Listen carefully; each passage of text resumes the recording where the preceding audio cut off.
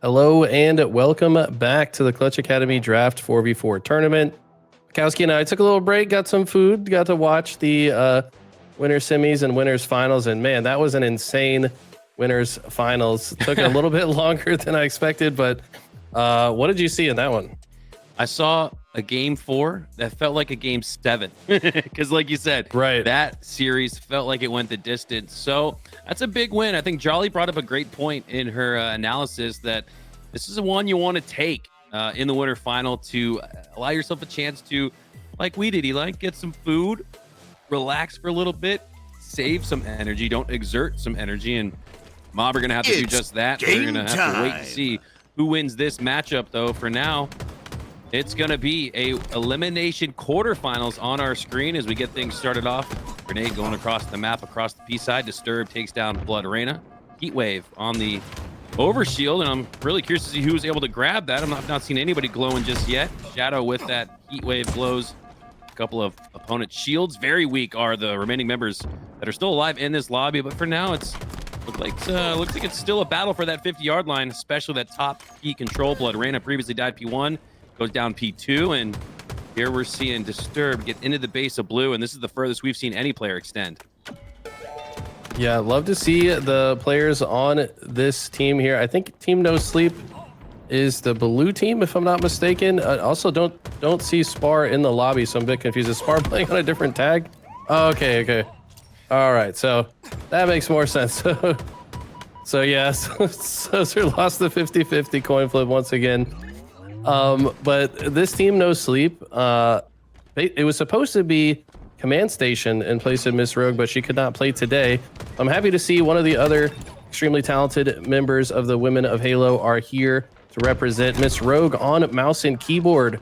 She is incredible, so hard to kill, and she's paired with Blood Reyna, one of the other best women of Halo. So a bit of a dynamic duo. They're paired also with Shadow, who was on that team that won with Bigabaloo in the last tournament, and rounded out with George, up and coming mouse and keyboard player, I believe from that Utah group like Aloof Jelly and Dilly Donut. Also love to see Blood Reyna in the lobby. A lot of representation from the Women of Halo community. Love to see that as Team No Sleep have gotten on the board. They got that 1-0 lead after a scrappy start. Blood Reyna here looking to push towards the yellow courtyard. Has a few shots, but has a few shots in her. Doesn't want to take this 1v1. Maybe asking for some help here. Cross map instead. She's going to deliver the help by taking down Disturbed, looking for that second opponent that she was previously engaged with. And they forgot about her, but Blood Arena did not. Great plays there. She helps take down 2. So important to get 2 dead while that flag is out. Huge fight breaking out on this P side of the map, but it's honestly all a distraction. Quantum needed to just continue through to have any chance of stopping this flag, but with that distraction from teammates on top P tower, George able to just run that flag all the way in. They're up to a 2-0 lead early here. On the fast track, off to a fast start. Our team No Sleep, and I think that was the lore we heard about going into this, right? One of their members, I think it was George, 12-hour shift, pops right into the draft tournament. Love to see that. That's how they got their namesake. Warded on the other side, pushing up, clambering his way. Oh, Blood Reyna with a ninja in the feed, and she's making some impactful plays and some highlight reel plays. There she is again, terrorizing the opposition. She is known for having very tricky movement. She is so difficult to kill because she's always just sliding all over the map, in and out of rooms. That's probably how she got her ninja. Probably started with a curb slide and then finds a melee into headshot in a situation she honestly had no business living, but somehow found a way to. And now with her flag carrier running through the P side, able to just cut off the overextenders. This is a clear indication of just knowing the spawns, knowing what route the opponent is going to go for, predicting it, cutting them off. I mean, excellent gameplay. They're up 3-0 now already. Man, this is getting out of control quickly, and at this pace, you might not need a game 3. 3 already on the board for Team No Sleep as we see a trade occur in the feed.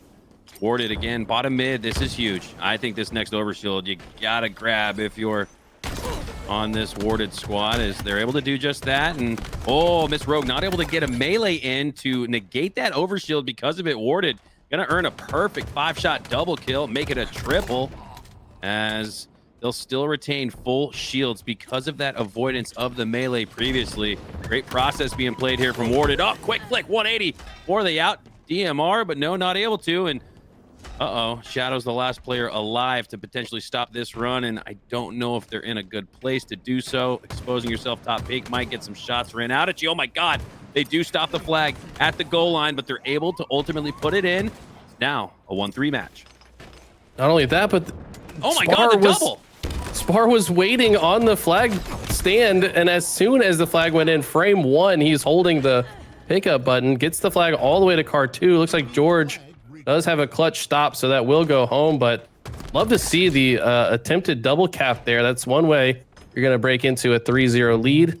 But for now, they're going to have to reset, re-rack, or re-sack, as old man Mikowski once said, and see if they can set up the conditions for another flagpole. That was good, though, for Team Spar. A little bit of monotony in the tone and feeling of that one for this team, and going down 0-3, don't want to go down 0-4, 0-5, especially like we talk about in game 1. You want to just start to build some confidence. If you can't get a win, at least get some confidence. And starting to see that here for Team Spar, as they not only have a score, but a couple of nice runs in succession. And 25 seconds left till the next OS. They could actually time this perfectly, Eli, to where they cap and then set their attention next to the P side of the map with the perfectly played process. And they've got the opportunity to do just that. Great strat, great run, 2-3. And Warded has just warded his way to a kill to make sure that flag goes home. See Blood Reyna, last player alive on the side of Team No Sleep. It just feels like out of nowhere, Team Spar is slaying out, and Team No Sleep have not had an answer. They're continually on respawn, and with a clutch kill on the OS, can George grab it? No, he didn't go far enough. Looks like Miss Rowe gonna get it instead. Perhaps that was intentional. Said, you know what? I trust you with it more than I trust myself. And let's see what Miss Rowe can do with it.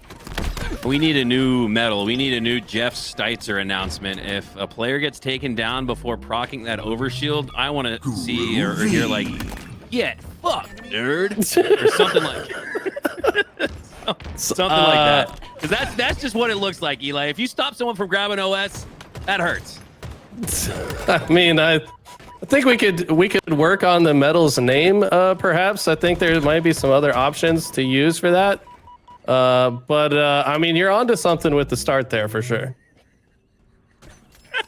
Oh man, we didn't wait to have more explosive fun here on the Clutch Academy Draft Tournament. This is a grassroots event. Halo's supposed to be fun, and we're having a lot of that. A lot of shots ringing out across bottom mid as well. Fists pugilistically across the face as Blood Reyna melees her way to another slay, now in a 1v2. And oh my God, this damage dispersal is so impressive. Able to take on 2 opponents at once in Halo and do more damage than the 2, Eli. That's impressive. She does go down nonetheless, and we still have an extremely close game, 2-3. Did you see both of their strafing just instantaneously left and right? I mean, no wonder these players go through a controller every month, because they're destroying their left thumbsticks. As we see Blood Reyna breaking the ankles of her opponents at the same time she breaks her controller, finally gets taken down. George here though, P2, chasing down the opposition. Teammate gets the flag all the way to P1, 2 dead on the side of Team Spar. And the only 2 members alive are in the window of their own base. It looks like they're gonna opt, instead of trying to stop this cap, they're gonna try to get the OS and maybe convince. They have to. This was rolling the dice. I mean, perhaps the only option they had, but look at that. Look at the kill feed. It is all in favor of Team Spar. So not only do they have the flag out and the overshield, but they got several dead. They probably know where they're spawning. And I don't think there's any way Team No Sleep could possibly stop this. Yeah, and with that decision to play for overshield instead of the reset, that's why we said that quickly, if we could, as quickly as we could. You gotta counter this. You have to counter. If your Team Spar, but oh my God, Blood Reyna with a beacon pop. Jump shot, looks down to the left, 4-2, gets the assist instead, and Shadow goes in, gotta hit this G-slide. Oh, gets it out. And this is gonna cause some chaos. I don't know actually if they threw it out. I thought the G-slide was enough to get it out. It wasn't, Eli, oh my God. Oh, he just runs right back, says, okay, I'll just try it again. You think a lot of people would panic, maybe decide to fight in that moment, but he just said, all right, let's just go for second time's a charm. They do finally get the flag out, but is it gonna be enough? Looks like the flag of Team Spar is still out. No, that also gets reset. So despite both teams making a great effort for another cap, both reset, which plays to the favor of Team No Sleep. That means they still maintain that 2-cap lead and could potentially steamroll. Wow, that stick was so close for Blood Reyna, but she gets cut down by the heat wave.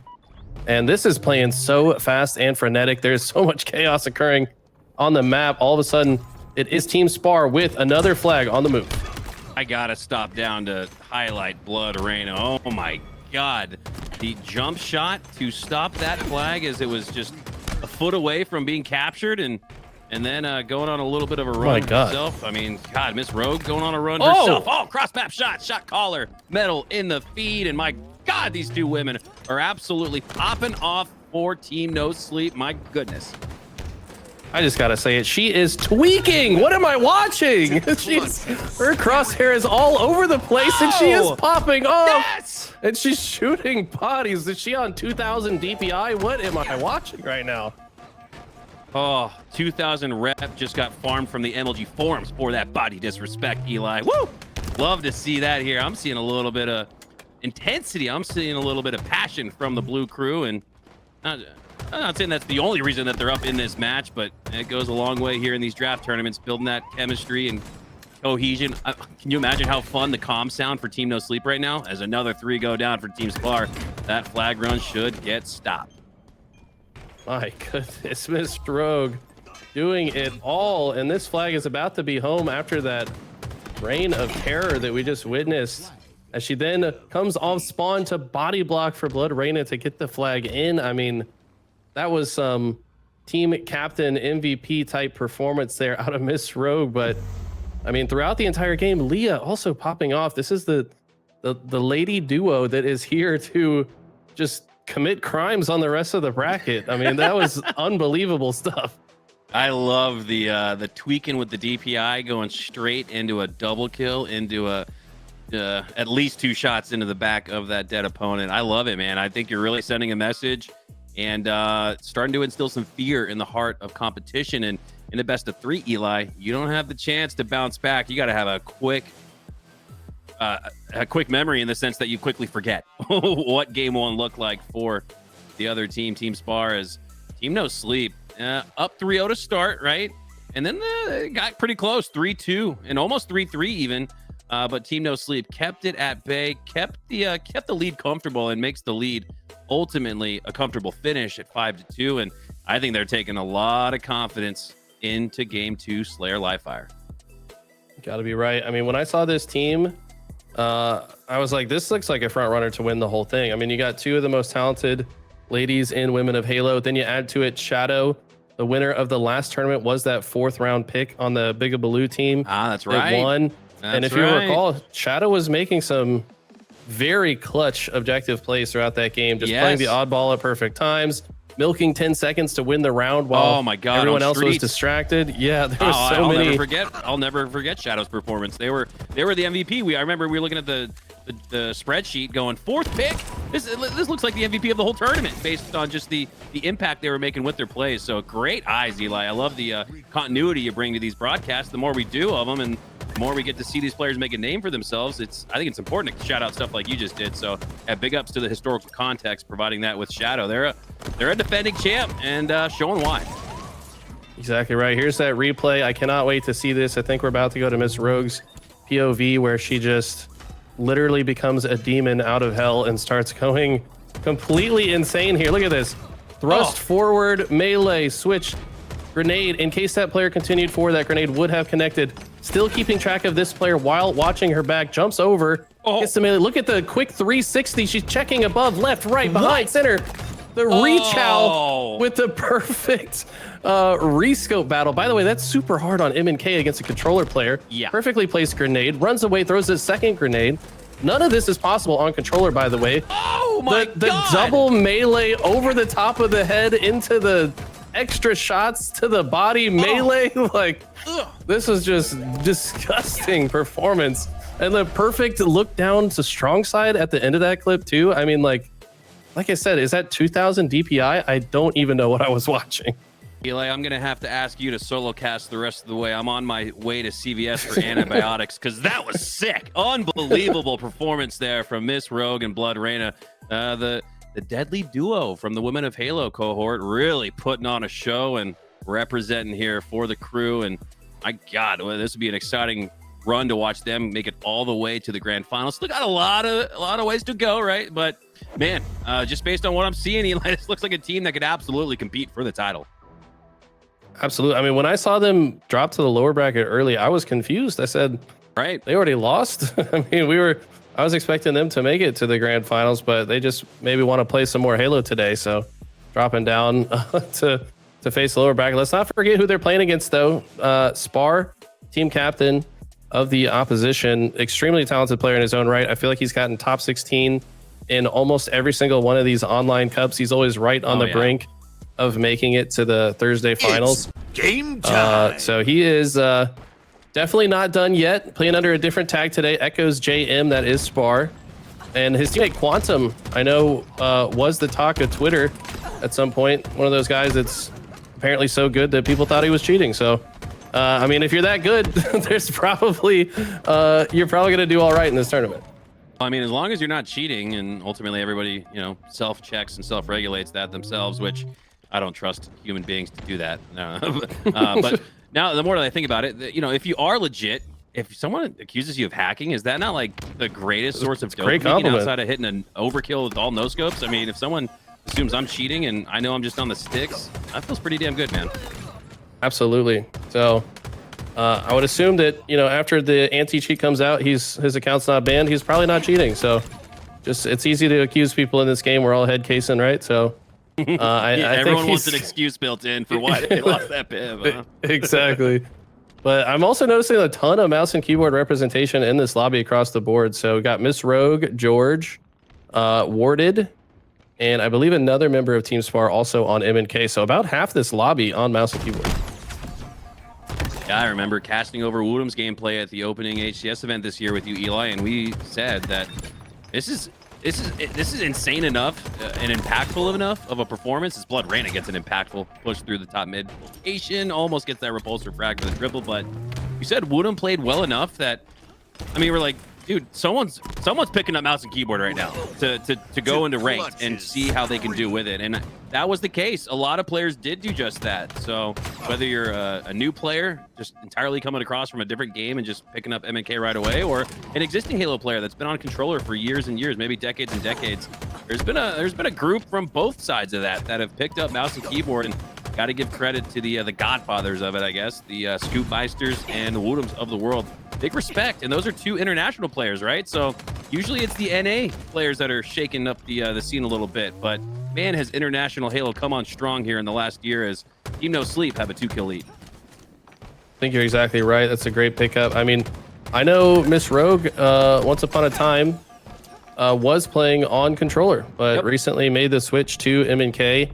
I talked to her a little bit. She said that she did play a lot of Counter-Strike, so still had the M&K chops, but maybe players like Woodham encourage her, like, you know what? Let me just do what I like to do. Halo's more fun this way. That's what she told me. She said it kind of just gives her like a reason to grind and get better. And I think she's done that. I'm also friends with her on Discord and frequently see her just on Aim Lab at 2 o'clock in the morning. So you know that she's grinding to make sure she's on fire the next time she plays. Yeah, I think there's something to be said for mouse and keyboard. There's something to be said right there. That dip away was all mouse and keyboard. You could not have gotten to safety on controller, but I think Halo, dude, I love Halo, and I've loved Halo ever since the days of Halo CE because of skill expression. And I mean, I'm a controller kid. I'm probably biased and leaning towards controller, but in recent years, I've picked up mouse and keyboard more and more often. If it makes more sense for the certain game you're playing. Some games are better on controller, some are better on mouse and keyboard. Learn both and use whichever one you feel is the best in that moment or in that game. And again, I just, from what I'm watching from Miss Rogue, I'm seeing copious amounts of skill expression in the way that she's moving. Even just little twirls and, tweaking, like you said. That's like a form of skill expression, quote unquote, that you can do on mouse and keyboard that is impossible on any other device.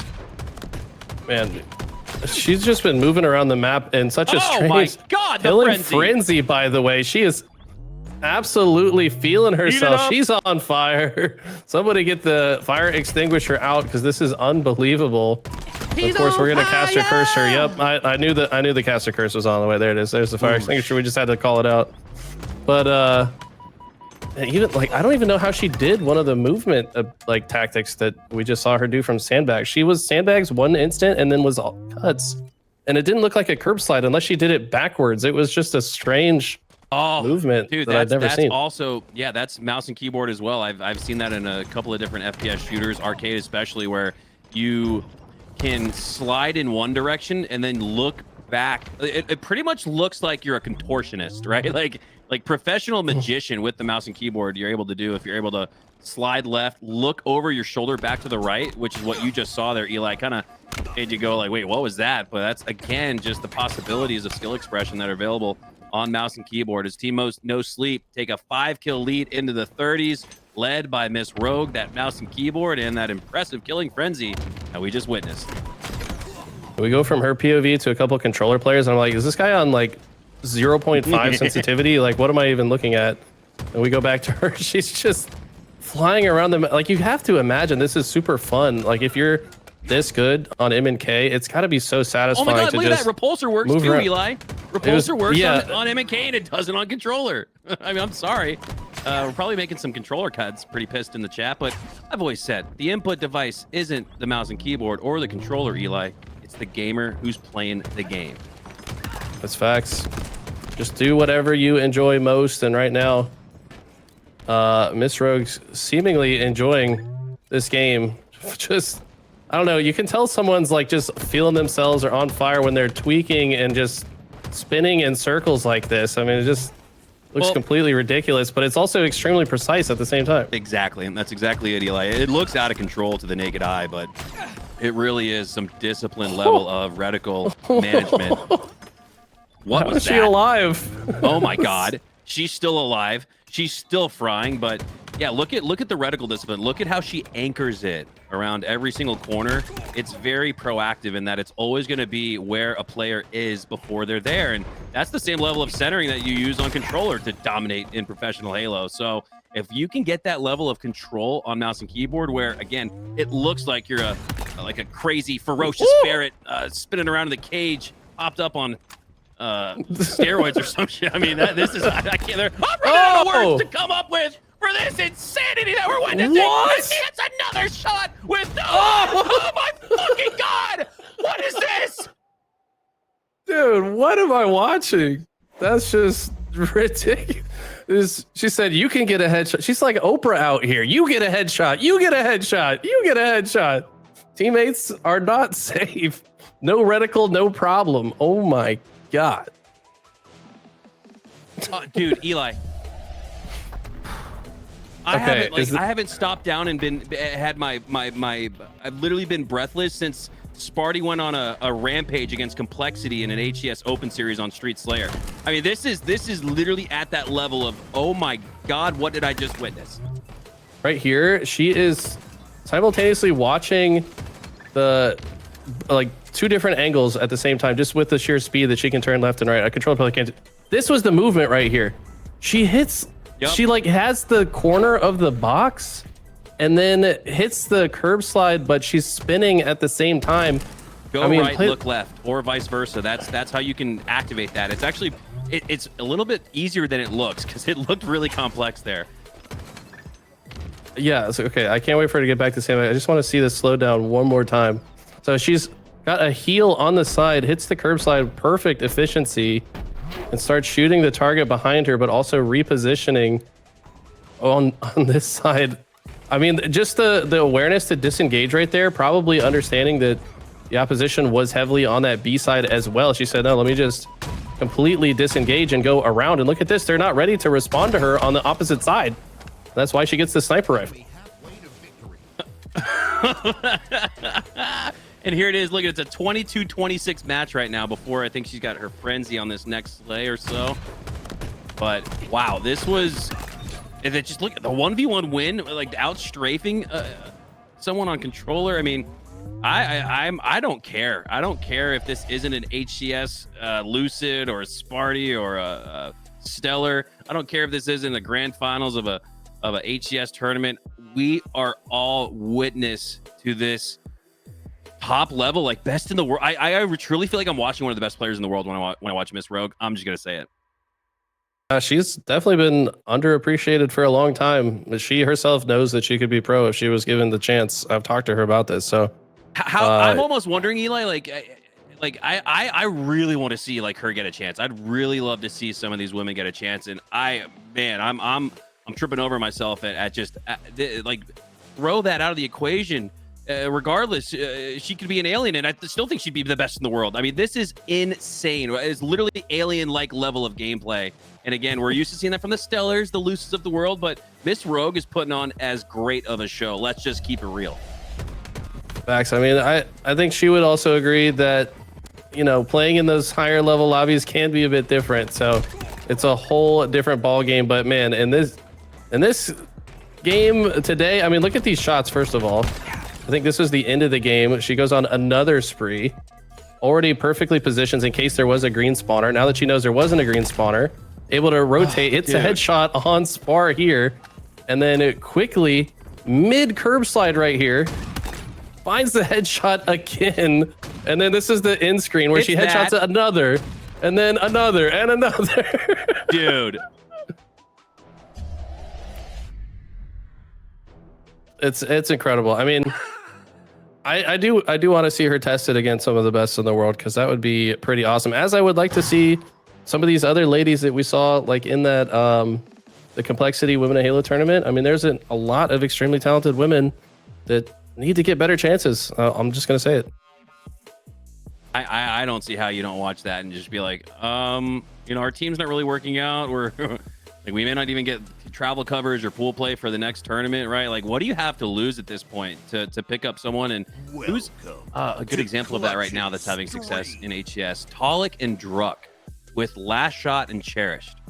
I feel like, Eli, I'm taking the conversation sidetracked a little bit, but I feel like Druck and Tolic said, you know what? It's year 3 of HCS. We know what everybody's got at this point. We've seen everybody compete up to this point. Let's go after. Let's specifically target players that haven't gotten their flowers yet. And I don't know. I think in year 3 of HCS, it might be a strategy to use for an up-and-coming team like, well, Druck and Tolic, who are working their way out of like top 12, top 16 in certain events with, you know, long-standing veteran Halo players. Now they're in the top 6 mix with 2 players that relatively are not really regarded as the best in the world just yet, or even well known in some cases. So I don't know, man. I think it's a little off topic, but I think it's actually very much related to what we're talking about here. Makes sense. Like, I mean, Last Shot, if you'll recall, he had an opportunity on Native, but he said, no, I don't want to be on the team with more points. I want to be on the team that I think could win more games. And that's why he chose the team that he chose. So it kind of doesn't matter how many points you have if you're going to beat everybody you run into. That's the reality of it, right? So I think more teams should care more about just finding the highest ceiling level of talent they could find and just rocking with it regardless of points. Even Complexity. They're not playing for the points. They're playing for the win. And I think you got to do that. I think Proton, to qualify for our London, they had to win the frickin' tournament to get there. So I think there's something to be said, right? I think when you're playing the points game, you're playing like, I don't know, you're not playing the right game. When you're playing to win, you're playing the right game. You're playing what'll translate, I think, over to Halo. So I for those teams 11, 12, 13, 14, 15, 16 that are kind of on the outside looking in, have already, you know, are just, it's like a carousel at this point of the same players that have had those opportunities and have done nothing with it. Let's get some of these other players in there to see what they can do, because we've already seen what Last Shot and Cherish can do with an opportunity. I don't think they're the only ones. Exactly right. So much talent out there in the pools, that is for sure. But we've got our next series lined up for you. This is going to be that same team, so we're going to get some more Miss Rogue gameplay, this time against Team Scoot Slays. Eli, that series, or that game 2 was so insane for Miss Rogue. I forgot the series was over. I literally I lost all sense of the space-time continuum because those plays literally melted my mind. But you're right, we're on the lower semis, and he's got another opportunity to take down a Team Scoot. Hey, Team Scoot, don't forget.